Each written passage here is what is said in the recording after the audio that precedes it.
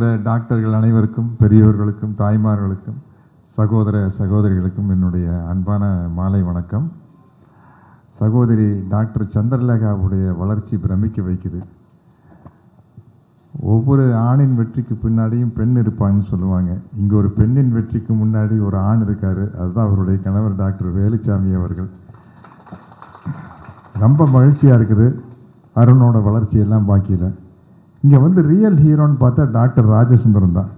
நீங்கள் ஒரு டாக்டராகவும் இல்லாமல், நீங்கள் டாக்டராக மட்டும் இல்லாமல் ஒரு பெரிய மனிதாபிமானம் கொண்ட ஒரு என்ன சொல்கிறது, ஒரு மனித நேயம் கொண்ட ஒரு நல்ல உள்ளத்துக்கு சொந்தக்காரராக இருக்கிறீங்க. அதுதான் ரொம்ப முக்கியம். இங்கே பேசின பேஷண்ட்ஸ் எல்லாம் வந்து அவங்களுடைய எக்ஸ்பீரியன்ஸை சொல்லி ரொம்ப நெகிழ்ச்சியாக இருந்தது. அவங்களுடைய அனுபவம் வந்து உண்மையிலேயே தைரியமாக நம்ம அந்த பேஷண்ட்ஸையும் பாராட்டணும். ஏன்னா அந்த தைரியம் வந்து உங்களுடைய நோய் குணமாகிறதுக்கு ஒரு முக்கியமான காரணம். நம்ம அப்செட் ஆகிட்டோம்னு வச்சுக்கோங்களேன், அது உண்மையிலேயே ரொம்ப கஷ்டமான விஷயம். ஏன்னா உலகத்தில் எத்தனையோ வியாதிகள் இருக்குது. ரொம்ப பயமுறுத்தப்படுற ஒரு வியாதியே இந்த கேன்சர் தான். அதுக்கு நாங்களும் காரணம். சினிமாவில் ஆரம்பித்து கேன்சரா அப்படிங்கிறது, அதை வந்து ரொம்ப பெருசு பண்ணி இன்றைக்கி அந்த கேன்சருக்கு வந்து நிறையா ட்ரீட்மெண்ட் வந்துருச்சு. எனக்கே நிறையா பேருக்கு எப்படி க்யூர் ஆகியிருக்காங்க அப்படின்னு தெரிஞ்சுது. நான் வந்தோன்னு டாக்டர் ராஜசுந்தரத்துக்கிட்ட கேட்டேன், எங்கள் டாக்டர் இந்த கீமோ கொடுக்குறதா ரொம்ப கஷ்டமாக இருக்கும் இல்லைங்க, ரொம்ப பெயின்ஃபுல்லாக இருக்குமில்ல அப்படிங்க. இல்லைங்க, நீங்கள் இன்னும் அம்பாஸ்டர் காலத்துலேயே இருக்கிறீங்க, இப்போ ரொம்ப டெவலப் ஆகி டெஸ்லா லெவலுக்கு வந்துருச்சுங்க கீமோ, முதல் மாதிரி எல்லாம் அவ்வளோ பெயின்ஃபுல்லாக இருக்காது அப்படின்னு ஒரு பாமரனுக்கு எப்படி சொன்னால் புரியுமோ அப்படி சொல்லி புரிய வச்சார். ஒரு ஹாஸ்பிட்டல் அப்படிங்கிறது வந்து அங்கே வர்ற பேஷண்ட்ஸ் எந்த அளவுக்கு குணமாகி போகிறாங்க அப்படிங்கிறது அதனுடைய சக்ஸஸ் ரேட்டு. பொதுவாக நான் யோசிப்பேன், ஒரு ஹாஸ்பிட்டல் திறப்பு விழாக்கு போய் இந்த ஹாஸ்பிட்டல் ஓஹோன்னு வளரணும்னு வாழ்த்துனா என்ன தப்பாக போயிடும்னா நிறைய பேஷண்ட்ஸ் வரணும் அப்படிங்கிற மாதிரி ஆயிரும். அப்போ என்னென்னா மக்களுக்கு நடுவில் நிறைய நோய் வரணும்னு சொல்கிற மாதிரி ஆயிரும். ஆனால் அப்படி இல்லை, நோய் வருதும் வராததை தடுக்க முடியாது. இன்றைக்கி இருக்கிற என்விரான்மெண்டல் சிஸ்டத்தில் வந்து எத்தனையோ விதமான நோய்கள் வர்றதுக்கான வாய்ப்பு இருக்குது. அப்போ வந்து கரெக்டான ஹாஸ்பிட்டலுக்கு வரையில் அங்கே வந்து குணப்படுத்துகிற அந்த சக்ஸஸ் ரேட்டை பொறுத்து தான் ஒரு ஹாஸ்பிட்டல் மேலே நம்மளுக்கு பெரிய மரியாதை வரும். அது இந்த ஐஸ்வர்யா ஹாஸ்பிட்டல் மேலே வந்திருக்குது. ஏன்னா முதல்ல ஐஸ்வர்யா ஃபெர்டிலிட்டி சென்டர்னு ஆரம்பித்து இன்றைக்கி பெரிய அளவில் மல்டி ஸ்பெஷாலிட்டி ஆகி இன்றைக்கி ஒரு கேன்சர் இன்ஸ்டியூட் ஆரம்பிக்கிறாங்க. இந்த ஐஸ்வர்யா ஃபெர்டிலிட்டி சென்டர் எந்த அளவுக்கு ஆகிப்போச்சுன்னா, முதல் மினரல் வாட்டர் வந்தப்போங்க அதுக்கு பேர் வந்து பிஸ்லரி. இன்றைக்கும் கூட எங்கள் சினிமாவில் வந்து சார் இதான் பிஸ்லரி வாங்கிட்டு வரேன் சார், எதுக்கு சார், ஏதாச்சும் தண்ணி கொடுத்து தொண்டை உங்களுக்கு இப்போ சளி பிடிச்சி போகுது, இந்தாங்க சார் பிஸ்லரி வாட்டர்னா அது பிஸ்லரியாக இருக்காது, அது வந்து பிராண்டு வேறையாக இருக்கும். ஆனால் மினரல் வாட்டர்னால அது பிஸ்லரிங்கிற மாதிரி ஆயிடுச்சு. அது மாதிரி ஃபர்டிலிட்டி சென்டர் அப்படின்னால வந்து ஐஸ்வர்யா அப்படிங்கிற மாதிரி ஆயிடுச்சு. வேறு ஃபர்டிலிட்டி சென்டருக்கு போனாலும் கூட ஃபர்டிலிட்டி சென்டருக்கு பேர் ஐஸ்வர்யா அப்படிங்கிற மாதிரி ஒரு பிராண்டை கிரியேட் பண்ணுறது வந்து ரொம்ப பெரிய விஷயம். இங்கே வந்து இவ்வளவு ரொம்ப டச்சிங்காக நடக்க வேண்டிய ஒரு விழா வந்து பேஷண்ட்ஸ் எல்லாம் பேசுகிறது தான் எனக்கு ரொம்ப பெரிய விஷயமா இருந்தது. எனக்கு அவங்க முதல்ல பேசினார், அவர் பேஷண்ட்டு பேரெல்லாம் எனக்கு டக்குன்னு ஞாபகத்தில் வரல. எல்லாருமே டாக்டரை பற்றி பெரிய அளவில் புகழ்ந்து பேசினாங்க. நிறையா பேர் எமோஷனல் ஆனாங்க. டெஃபினட்டாக நான் ஒரு கேன்சர் பேஷண்ட்டாக இருந்து க்யூர் ஆகிருந்து இங்கே வந்து பேசினேன், என்னாலையும் கூட பேச முடிஞ்சிருக்காது, ரொம்ப ஜோக் ஆகியிருப்பேன். டெஃபினட்டாக வந்து அது அந்த மாதிரி தான்.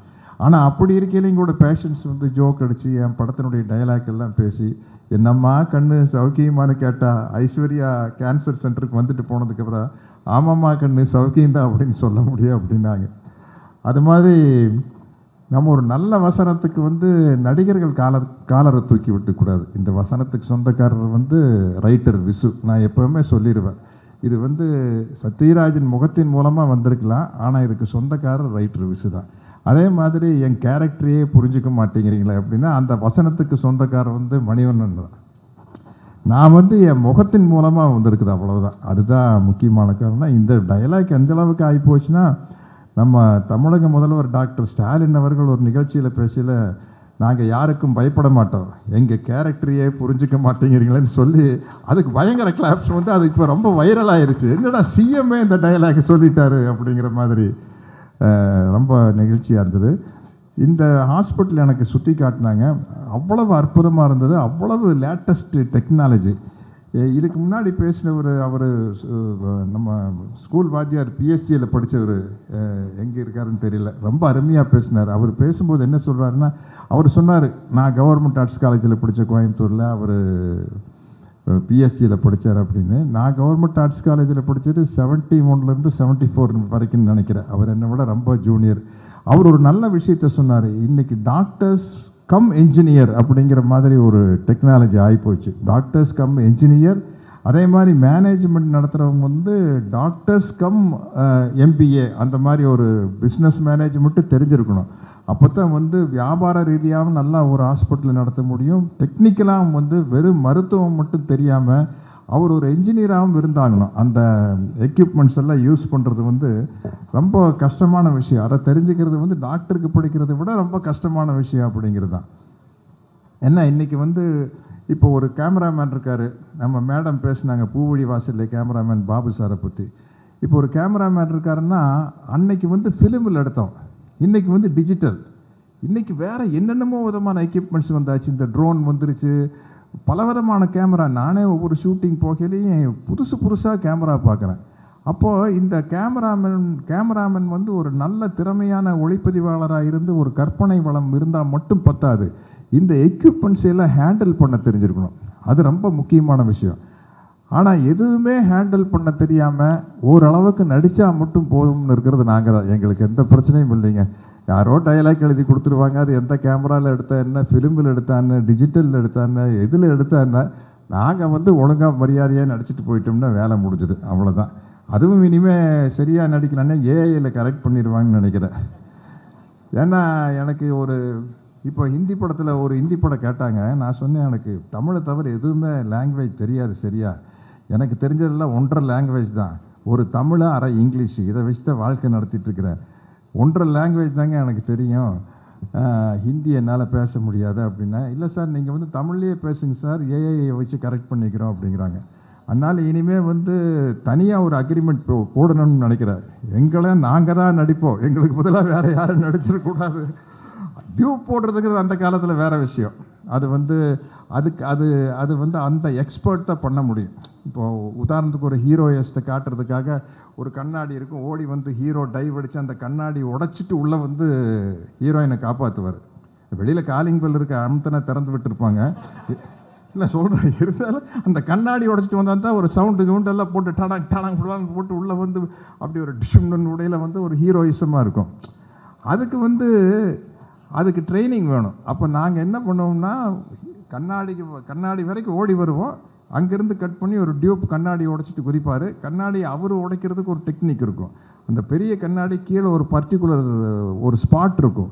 அங்கே ஒரு ஃபைட்டர் வந்து ஒரு சுத்தியல் வச்சுட்டு கரெக்டாக அந்த இடத்துல இவர் வர்றதுக்கும் இதை உடைக்கிறதுக்கும் கரெக்டாக செட் ஆச்சுன்னா இவர் மேலே கண்ணாடி குத்தாமல் எந்த கீறலும் பண்ணாமல் அந்த கண்ணாடி உடைச்சிட்டு அந்த பக்கம் போயிடுவார். அதுக்கப்புறம் நாங்கள் வந்து கண்ணாடிக்கு பதிலாக கீழே கொஞ்சம் பெரிய பெரிய கல்கண்டெல்லாம் போட்டு வச்சுருப்பாங்க. அந்த இடத்துல ஒரு குட்டிக்கரனை போட்டு எந்திரிச்சிட்டோம்னு வச்சுங்களேன், அதுக்கப்புறம் அந்த கல்கண்டு எடுத்துக்கணும் நம்ம சாப்பிட்டுக்கலாம். இந்த மாதிரி டெக்னிக்கெல்லாம் வச்சு நாம் வாழ்ந்துட்டுருக்குறோம். அது மாதிரி வந்து இன்றைக்கி இருக்கிற டெக்னிக்கில் வந்து டாக்டர்களாக இருக்கிற அளவுக்கு இந்த அளவுக்கு ஒரு டெக்னாலஜி நாலேஜ் வேணும் அப்படிங்கிறத பற்றி அருமையாக சொன்னார். இங்கே சக்ஸஸ் ரேட் ரொம்ப நல்லா இருக்குது, அது எனக்கு ரொம்ப மகிழ்ச்சியாக இருக்குது. இப்படி ஒரு பெரிய டாக்டர்கள் டீமுக்கு நடுவில் நான் வந்து ஒரு சாதாரண ஆக்டர் வந்து இதை ஓப்பன் பண்ணி வைக்கிற பெருமையை எனக்கு கொடுத்துருக்காங்க. அதுக்கு அந்த என்டையர் டீமுக்கு என்னுடைய நன்றியை தெரிவித்துக்கொண்டு விடைபெறுகிறேன். வணக்கம்.